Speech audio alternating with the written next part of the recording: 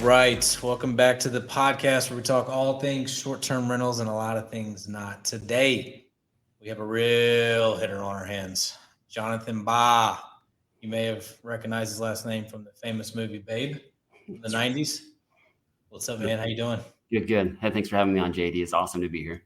So Jonathan and I met because he responded to one of my Facebook ads about property management. He has a really nice, it's a mansion in Ocala, really nice place. He's a big investor, also a medical doctor, and it just kind of, not say amazed me, but I was pretty impressed by being able to be a full-time physician, doctor, whatever you classify yourself as, and also investing in all the properties and everything that else you're doing. So I know how much due diligence and everything else that goes along with it. So I appreciate you coming on. So let's let's just give a quick backstory of you, where you came from. I know you're from, is it St. George? No, Hurricane, Utah.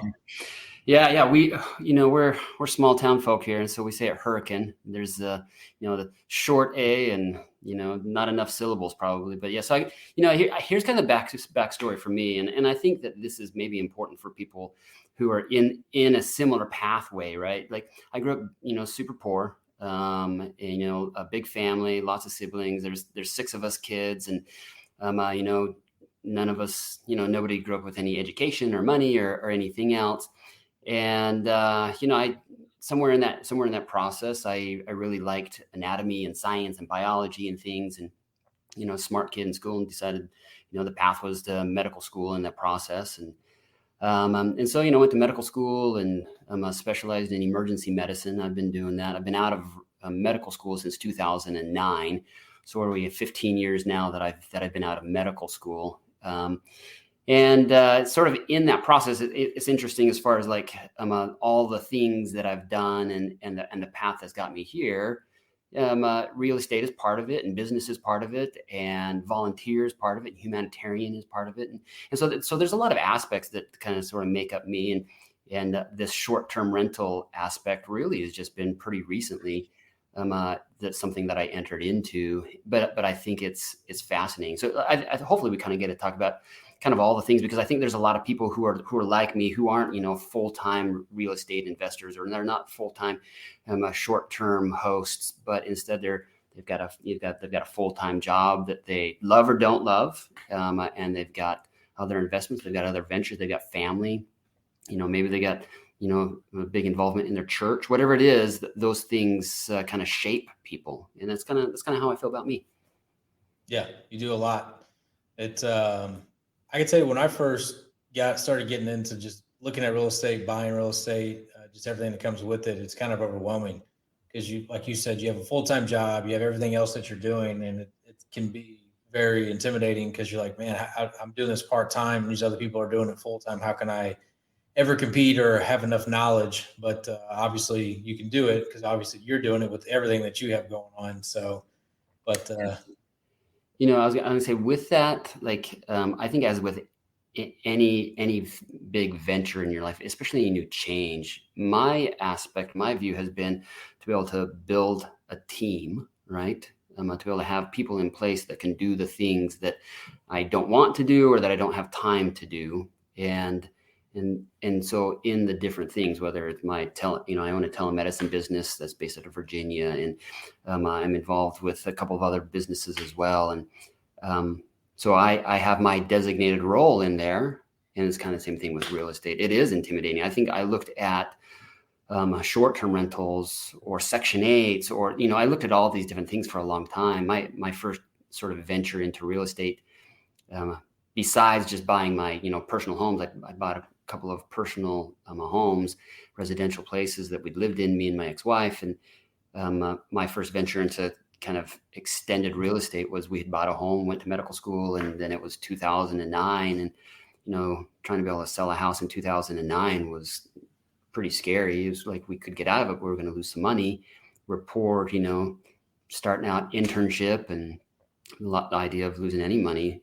And so we put that up for rent, and we rented that for a few years. And so that was kind of that first venture into some sort of real estate, something. But when it came to like really taking some real strong steps into it, man, I've really leaned on people such as you, people who do a component of what I needed without me having to do that. I don't have time to be an Airbnb host. That's just not a reality in my life. I have time to be able to take some phone calls and make some arrangements and do some of those things, but I don't have time to be able to be full time like what you're doing. So I think that's an important part, is be able to really build out teams to be able to help you do the things that you need to do. And everybody gets to be involved. Everybody gets to share some of the pie, so to speak, and you can build a pretty big portfolio that way.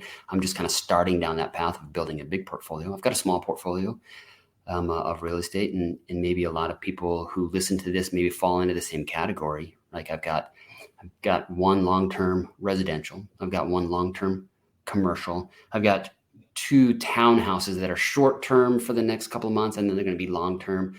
My daughter and some of her friends are going to stay in there as they go to college. And then I've got a large short-term rental that you talked about in Ocala. And then obviously I've got my personal home. But so as I look at that, I'm like, man, I want to add in more short terms. I want to add in more Section 8s. I want to add in more long terms, just because I think that real estate is the wealth building tool for generational wealth.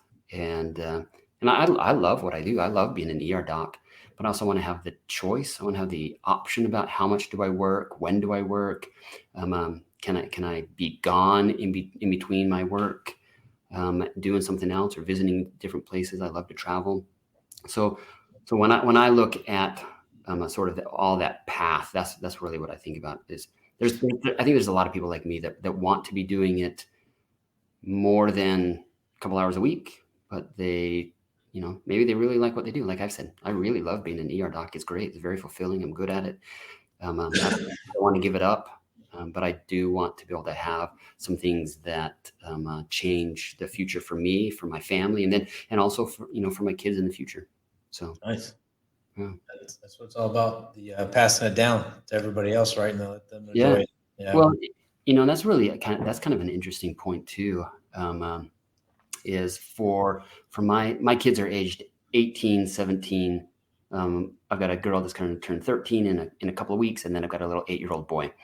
And so even as I talk with my kids, and I'm like, well, let's do some of these things for you, right? Let's start you in this process of let's start you investing, whether it's in stocks or a whole life or 401k or real estate. And especially as I've talked to them, I'm like, there's a lot of sort of easy entry positions into real estate now that there was not for the past couple of decades, where there are ways to be able to get in with little or no money down from yourself, and then you start building a portfolio when you're 16, 17, 18 years old, and that's some of what I'm trying to do with my kids right now. Nice. So let's go back to outside of your personal homes that you bought with your wife and your family. What was your first actual investment where you were kind of unsure about it, and this you did your due diligence and you jumped in? My first home that I bought that was for investment purposes, honestly, was once again kind of an interesting story. It was a home that my youngest sister was living in. One of my best friends owned it, and he was building a house, and he said, "Listen, I need to get out of it." He's like, "I'd love for your sister to be able to stay there," and so he sold me the home, and so I that's kind of what I did. I looked at the due diligence. Does this make sense? Can I keep my sister in there? And can I come out even at least every month? I don't need to make money off of my sister, but can I come out even? Can we make this financially work? And so we did. I bought that a few years ago, and it's been good. But it was kind of a first easy step in. I think that was the first one. And then shortly after or shortly before that, I bought a small commercial building. I had a little manufacturing company, and we were in this little tiny shop in my hometown, Hurricane, Utah. My folks were working there, and my sister was working there, and a couple of community members, and I just said, "Hey, listen, we're paying rent. Let's just buy this little building." And Whose business was it? Whose business was it? It was mine. I mean, really interesting. I mean, this is a little bit of a side tangent, but what we made was we manufactured post-mortem prosthetics. That's what we call them. They are wooden, modular, and modifiable wooden bone replacements. So, like when they donate organs and tissue, they typically remove their long bones. And so we would make a replacement for those long bones so that they could have a normal viewing or funeral. So they have, normal articulating arms and legs so they can position them and they look normal. But so we manufactured those. And so, so hold on, let me back up. So this is obviously has something to do with your what you went to school for, what you learned. So how did you get into that? Medical school, and then what happened? Yeah. So the path for that is before I went to medical school, I worked as a surgical tech. There you go. Yeah.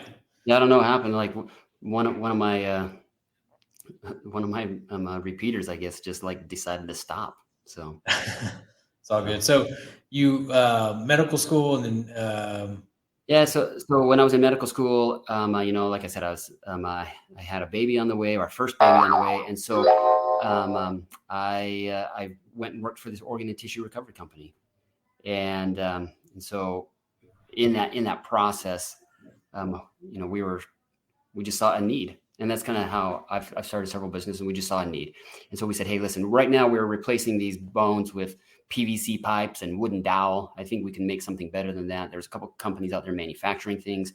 And so I said, well, let's do this. And so over the next couple of years, me and my dad kind of shipped these things back and forth across the country, developed some prototypes. And then we, filed a couple of patents and patented our design and manufactured these in a little shop with hand tools and drill presses, and so we made these things, and then we sold them across the country for a long time, and then we sold the business a couple of years ago, but in that process I bought that little building. I still own that little building. My parents have a little food co-op, just a volunteer food co-op where they collect expiring food from local grocery stores, and then they distribute it out to needy families. And so that's what we do at that building now. So, I mean, all good things, right? There's good things. So, yeah. In fact, I'll say this. This is one little side tangent. I'm sorry, but in just thinking about that and the other things that I do, I have a fortune cookie in my wallet. This says, as you accumulate wealth, don't forget to do good deeds. And I got that when I was like a first year medical student, when I went to some Chinese restaurant, right? And I taped it in my wallet, and it's moved a couple of different wallets in the past, 20 years, whatever it is. And because I just think that's important, as it doesn't say, hey, when you're wealthy, then remember to do good things, but as you accumulate wealth.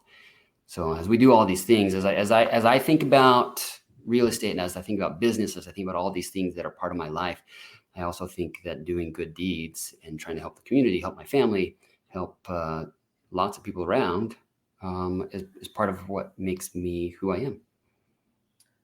I mean, good juju, energy. I mean, whatever you want to call it, it comes back. What goes around comes around, and you don't want to do it right just so you can get better karma down the road. You want to do it out of the goodness of your heart. But honestly, that's what happens whenever you do good for others. It does come back around. It's crazy how it works. Yeah, it's good that you found multi-use out of it.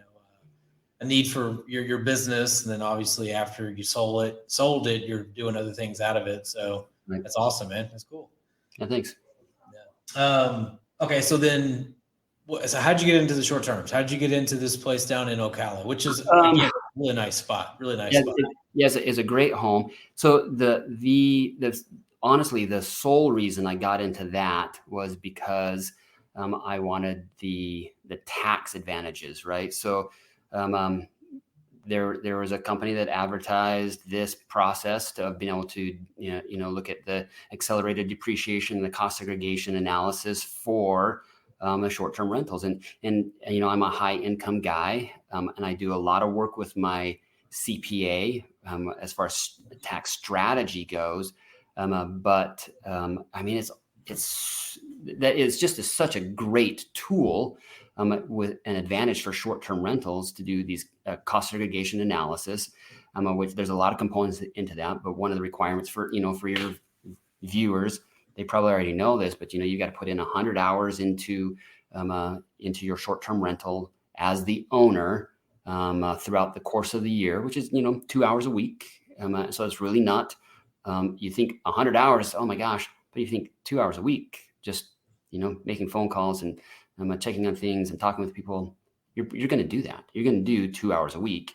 But then you get to do this accelerated depreciation, and that changes. That'll probably change again, but over the past 4 years, it's actually gone down a little bit, and then we think it's going to go back up this year based upon some things in Congress and stuff. But that allowed me to write off a large amount of taxes, and so that honestly, that accelerated depreciation, cost segregation analysis was the reason I got into short-term rentals more than just like buying up some additional rental spaces, because I wanted that tax strategy as well. Like it. Gotta be able to save some money. Love it. So how did you get this one? Who did you know? Who's the connection to Ocala, since you're all the way from Hurricane? Yeah. I'm Hurricane, Utah. It was a company called B&B Accelerator, and I followed their.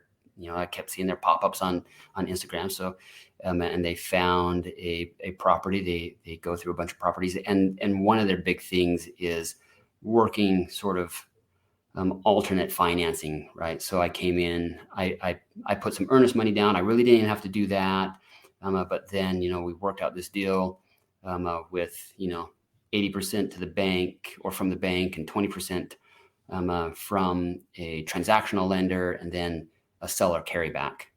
And truthfully, I didn't know anything about it, that process, about how to do that, or even that those things were options. Have a transactional lender come in and be able to help you make that purchase, basically hard money to come in and be able to make that purchase, and then getting the loan, and then 24, 48 hours later doing an additional second closing with the seller, doing a seller carryback. And so I could pay off that transactional lender, and then they carry that, the 20% for 5 years. And the goal is then to refinance that house and then pay them off completely, and then have that house, to continue to produce income. So that's the B&B Accelerator. They're the ones that I kind of stumbled upon. He's a former physician himself, the guy that started it, and so they really market to physicians and other high income earners to be able to move into the short-term rental for that accelerated depreciation tax write-off opportunity. Yeah, for that specific need. Yeah. Mm-hmm. Did you do any renovations to it? Not that one. Not really. It was pretty turnkey. I have a buddy that bought a place with them too. That's down in Georgia, and he's had to do a lot of renovations. And I've done renovations on homes that I've bought personally. I bought a couple even HUD homes in my sort of progression of houses that we had to do a fair amount of renovation on, but on that one I didn't. And what I've also found is that there are, if people can gain that experience, having 2 or 3 renos under their belt, then the opportunity to be able to do more renos, more fix and flips or fix and holds is available. And I think that there's a lot of lending sources out there, if private money, especially initially, or other sources, if you can develop a little bit of a team, like once again, I'm not going to go and I'm not going to be swinging a hammer and cutting drywall and putting up mud and tape. But if you can develop a team that you trust, especially in certain locales where you're familiar with things, then I think you can gain that experience and exposure. And then as you gain additional, everybody kind of seems to be right about 3 fix and flips or fix and holds. And then you get these preferred rates, and then you can do more. And I don't know if a lot of initial investors know that. I surely didn't. I didn't know that because everybody ever says, hey, we will do fix and flips and we'll back the deal for you. But when you start talking, they really want you to have some experience. And so if you can find some way to be able to even team up with somebody for the first 2 or 3 and gain that sort of, check boxes, hey, listen, these are the ones that I've done, sort of document out a little bit of stuff. And then all of a sudden your opportunities open up wide in your ability to do more and get preferred financing. Yeah. Yeah. And not only that, I mean, once you do them, I've never done a fix and flip, but I would imagine once you do it, you kind of see the whole process and you understand it much better, much easier. And it just makes it easier for dissecting new deals. You know what I mean? New houses, and because you understand what people mean by when they say certain verbiage and how much, and what's real, what isn't, what people are just being overly cautious about, and you know what I mean? So Yeah. it seems like the more you do, the more you learn, the more you're educated on it, the easier it is to do more and more deals. Yeah, I think so. And, for instance, I'm looking at another place that's down in Ocala, and not for a short-term rental, but for a event venue. And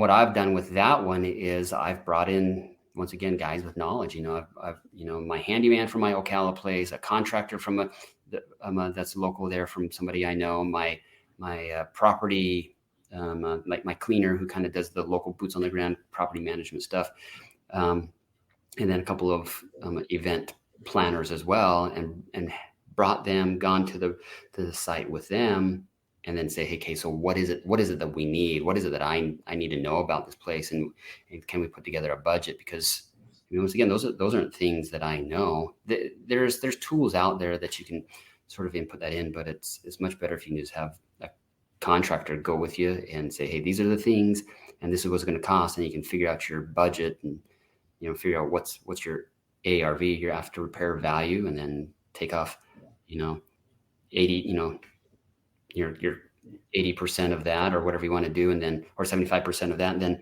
then take off your repair values, and that's going to be your offering as far as what you offer on a site, if that's what you want to do. So if you want to be doing fix and flips or fix and holds, whereas like you said, you're like, man, I haven't done any fix and flips, fix and holds, but you've got, what'd you tell me the other day? I mean, you've got a bunch of properties that you've got. Couple hundred, yeah. Yeah. So yeah, yeah. I didn't mean to cut you off. I was just going to ask more about since this was your first experience with a short-term rental, how has it been with the whole process of, listing it, getting renters, which I know you're not doing that. You have a management company right now. Yeah. The picture that they painted for you, is it what you thought it was going to be? Is it better? Is it worse? What would you do differently going into the next one? Yeah. So no, so it's interesting. I mean, we've talked about this a little bit, sort of off camera here, and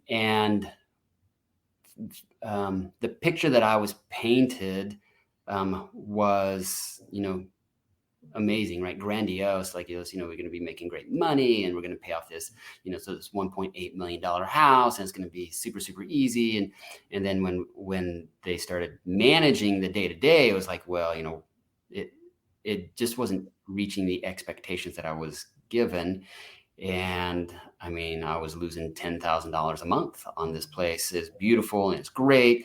And then, so I went to a different management company, and I think that maybe we're doing better. And we've talked about maybe you managing it, but that initial sort of like, hey, this is beautiful, and somebody gives you a pro forma. I think the thing that I learned, and I've talked to a lot of people after this, is, I mean, it was a costly lesson for me, right? But figure out how to do your due diligence. In this situation, I think that this is actually pretty easy, right? Because we have the tools out there. I could have at any time plugged that address that Ocala address into AirDNA and said, well, what's the expected monthly or nightly rental cost? What's the expected annual return, right? I mean, it'll plug that in, and with pretty good accuracy, AirDNA or some of the other ones out there. And after I had bought it and that kind of like relied on somebody else's due diligence, then it just didn't add up, right? It just wasn't enough. And so there are ways to be able to like save yourself that. And so it's interesting because I've talked with friends and family, and they're kind of looking at some Airbnb short-term rental stuff as well. I've said, hey, here's the tools that I wish I would have used initially. And I mean, there's some great resources out there. I mean, to plug some other people that I follow that I haven't done anything with and I have no connection to. I mean, for instance, I love this newsletter comes out every day. It's called the Offer Sheet. I mean, the Offer Sheet, they send it out. They've got a couple that properties every day that are free, and then you can subscribe, and they've got like another 10 or 12 every day, and they lay it out really well, and they use some really basic tools, but they're searching for these short-term rental opportunities all over the country, and then they say, this is the expected nightly rental amount. This is how many, what percentage of rental we think it should hit. And this is really basically just information getting pulled from like AirDNA. And so then they say operating costs, and this is your net profit every month. And so that's what I think I would have done different. I think there's two things I would have done differently. If I would have known a little bit better and done some more of my own due diligence through the processes that I learned later. But then also, I think having a nearly $2 million short-term rental is not really more profitable than having a $400,000 short-term rental, right? And it's like, but there's a lot bigger risk involved, and the opportunity to be able to lose money, I think, is greater amount of money. So, I mean, if I was to do the whole thing over again, I think I would really look at buying, 3 $600,000 houses instead of 1.8, or, 4 $400,000, something, right? Like to be able to diversify my risk a little bit more. But the one thing that you have to keep in mind with that is there is obviously startup cost. You buy the place, but then maybe you have to furnish it. Mine came mostly furnished, but I still put, I don't know, maybe 10 grand worth of furnishing and upgrading and stuff that wasn't truly necessary, but to make it what it needed to be was. And so if somebody's just coming in, first time investor, and they're like, I'm going to buy a couple of places, you have to realize that there is going to be some investment costs into that. And a lot of that is furnishing. And those are the simple things in my inexperience that I didn't know about either. You think, okay, well, hey, listen, it's coming furnished, right? What else do I need? Yeah. But there's, thousands of dollars of K-cups and washers and dryers and, linens and drapes and all those things that have to be there, that are different if it's a short-term versus a long-term rental. If you got a long-term rental, you're like, hey, listen, it's there. You guys going to move in. You guys going to bring your own washer and dryer. Super, super, super. And of course, you're going to have sheets and beds of all your own.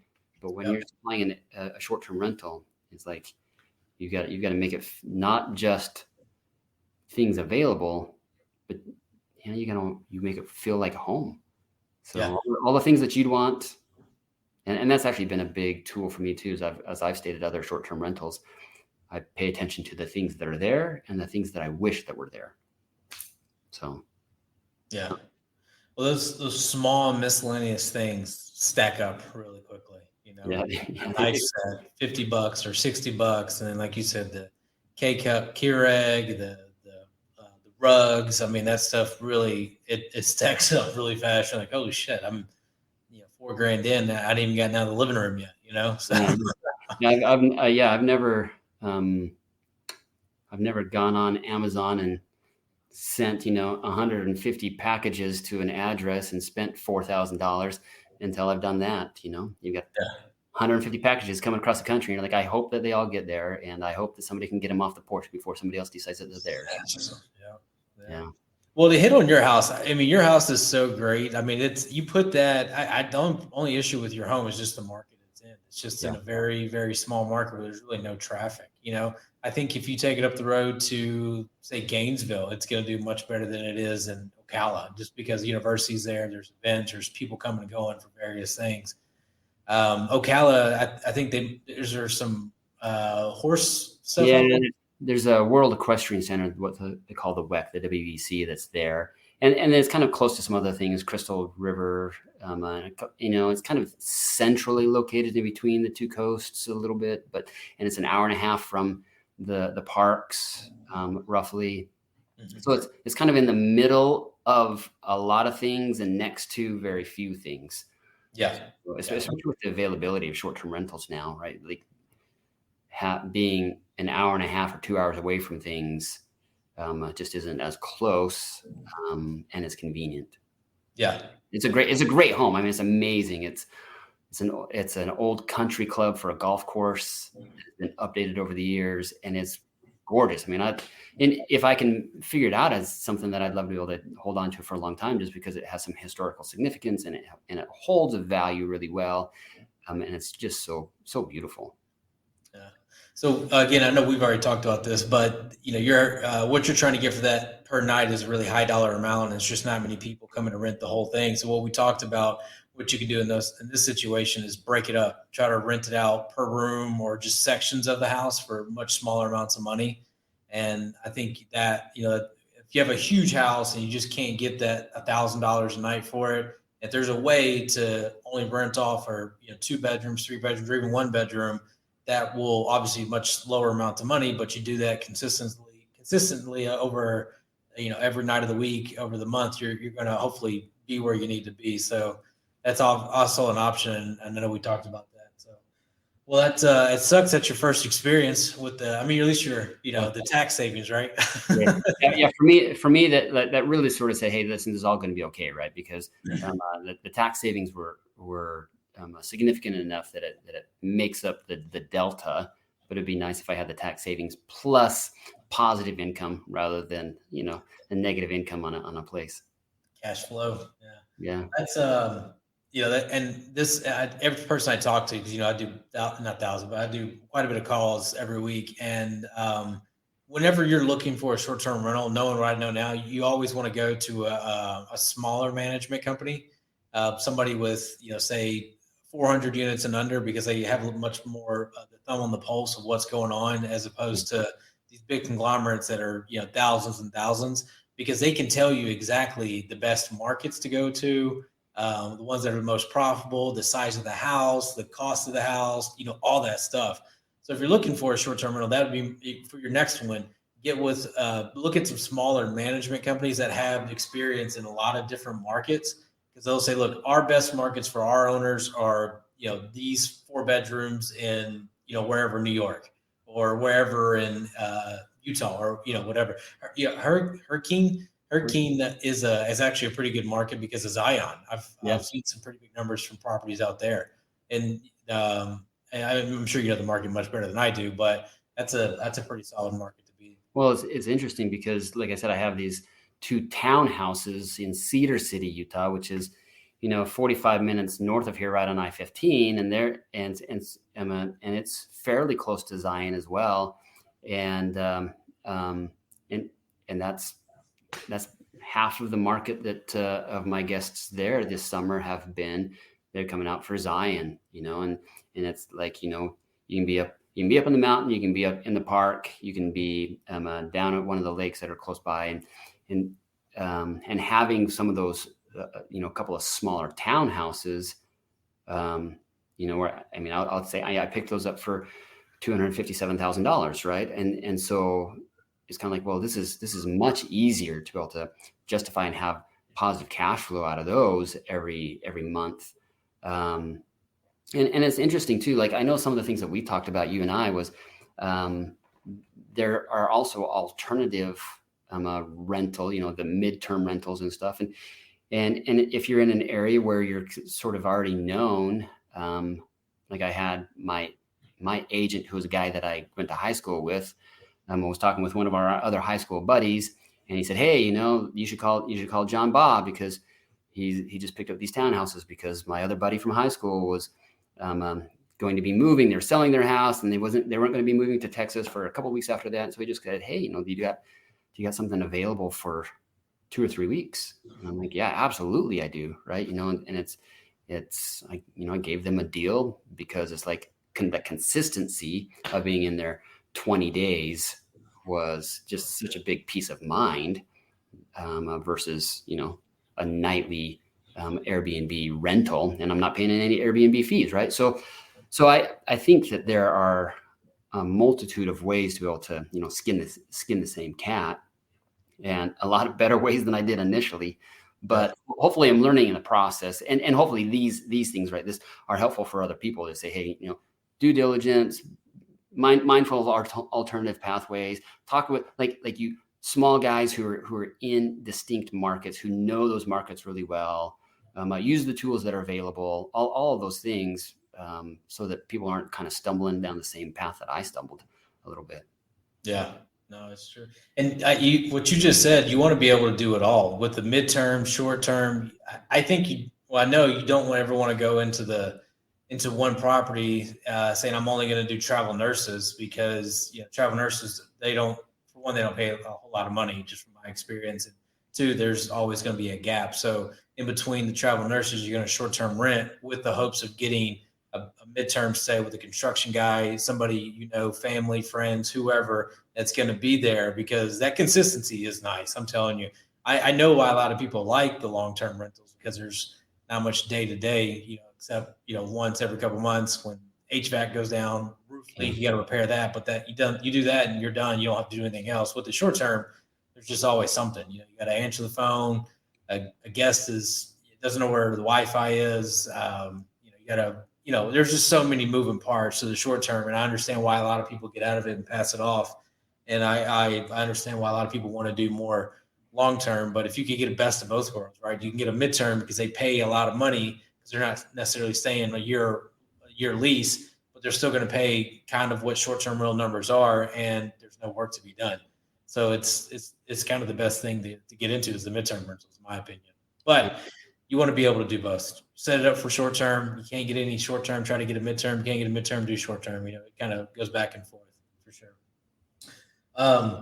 So what are you looking at right now? I know you've mentioned Section 8, more commercial. I know you're still looking at short term. Are you actively about to put an offer in on something? Yeah. So I mean, I'm always doing something, right? So there's 2 places that I'm looking at right now, and they're both a little bit alternative. And like I said, there's one in Ocala that is a big property, on a big property, and it's been on the market for I don't know, 10 months or 11 months or something, and it needs some work, but I see that as a wedding venue, not as a short-term rental, not as a long-term rental, maybe some short-term rental in there, but as a wedding event venue. And then there's actually a large property here in Utah that I just went and looked at yesterday. That is it's a multi-million-dollar property that is also a corporate event place in my mind. It's a huge piece of property. It's a beautiful. It's amazing, and I think that what has happened with something like that is there's the limited market of people who can afford these multi-million-dollar homes as far as a primary residence. But if you look at the structure, does the structure lay out well for corporate events or for wedding venues or for these things? And it happens to be that I just have some people in that industry who are friends of mine who have said, hey, these are the things that would take to make that happen. And here's sort of the additional avenues to be able to bring in that business. So I'm probably going to make an offer on both of those.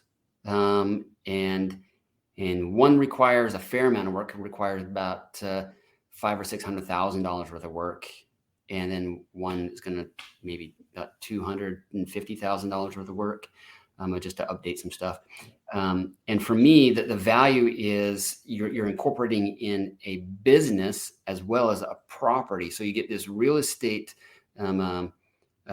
growth, right? The appreciation over the next few years. But then you've got a business that's paying for it on a hopefully consistent manner. And then, so when you're ready to sell, then you're selling a business and a property together, that has, you've built out a good pro forma. And I mean, I don't know. I don't know if either one of those is going to work. I'm just in the process of vetting both of those right now, but I think I've done a lot more due diligence on those than I have ever done before on a property. So those to me are really exciting because they have sort of combined opportunities of business and property appreciation. The other things that I'm looking at, like you mentioned, like I love the idea of Section 8. And one of the reasons I like Section 8 is because you can pick these things up. I haven't done this yet, right? I did have a Section 8, but that was 15 years ago.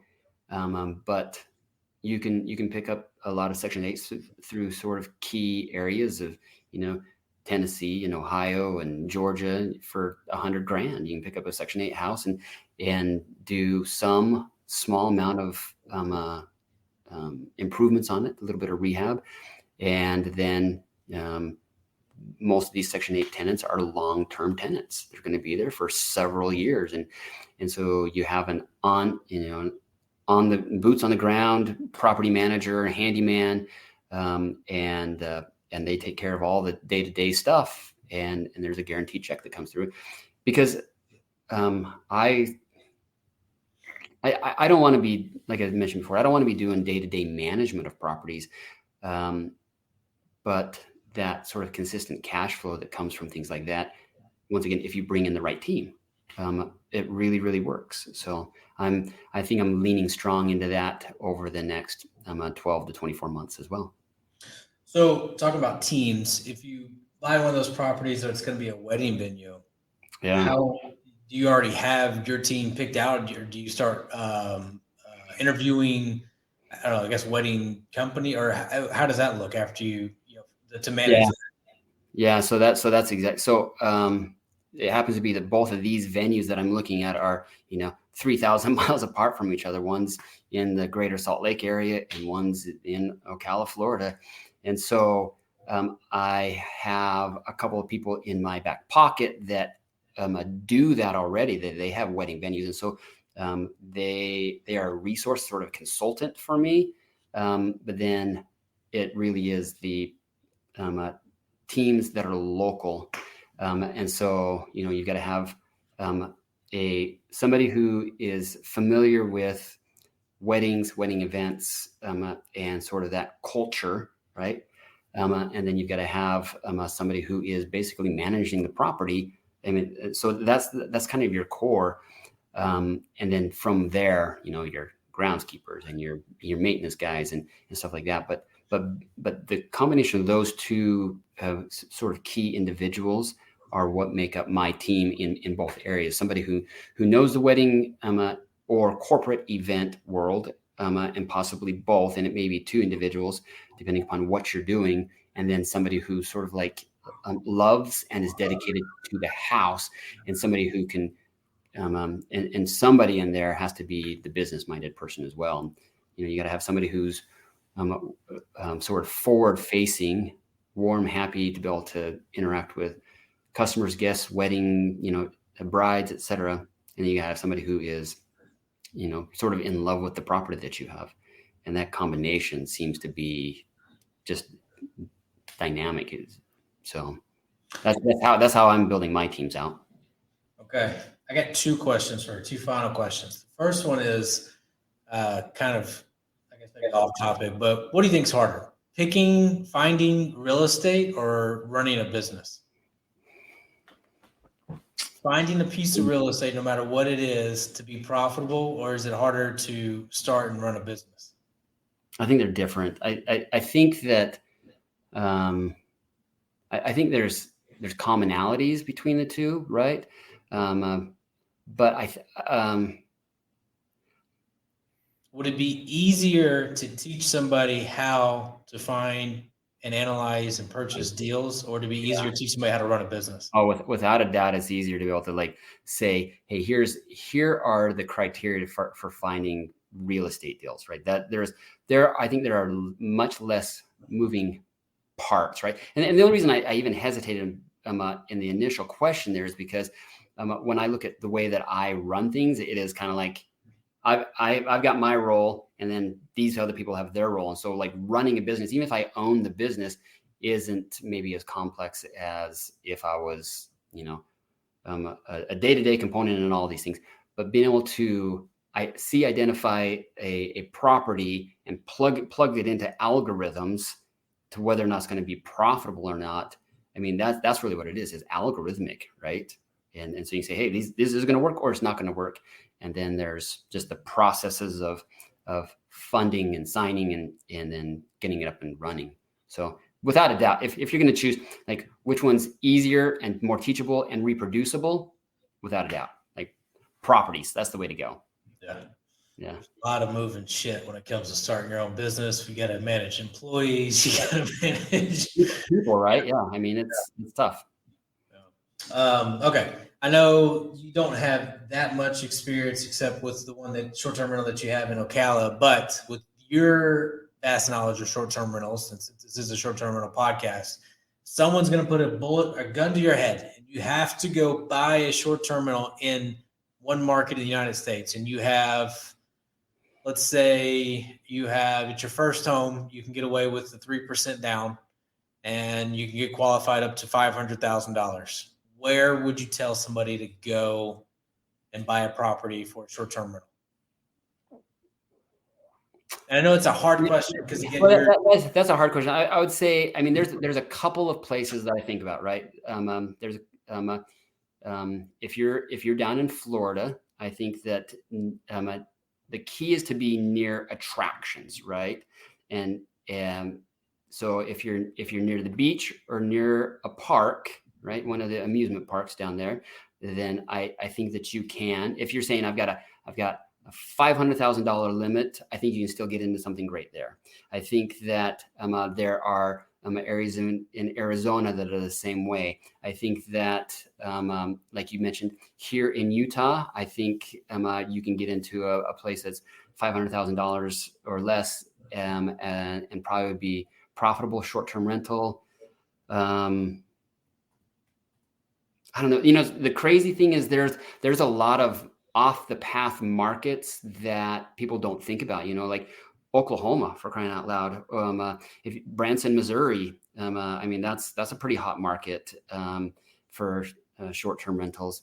And I think you can pick up properties there pretty reasonably. So, Oxbow, and so there's a lot of things that are off the path. I've looked at places kind of all over, and I haven't bought more yet, but I've looked at places all over. And if you're saying, man, I want to be under $500,000, have it be cash flow positive and have it be, 50% rent or higher, 50% rental nights or higher. I mean, Branson, Missouri, parts of Florida, parts of Arizona. Those are the places I would first think. I like it. What about you? Where would you point? Right now? Yeah. Just from looking at the numbers that I see every day, I would go to Baltimore, Maryland. Houses in Baltimore are dirt cheap, and the ones that we literally, as we're on the phone, just got a booking request for $12,000 for 60 nights. So, $500,000 house. I mean, your mortgage on that, I would imagine is right now, how much you put. I mean, probably $3,000. So yeah. You're almost doubling up every month. So that Baltimore, I like Baltimore, and I like a lot of the Midwest towns. If Kansas City's data restrictions didn't tighten up so much, I would say definitely Kansas City, but they just changed a lot of laws, and it's making it difficult to do short-term rentals there. But the first place that stands out is Baltimore, Maryland.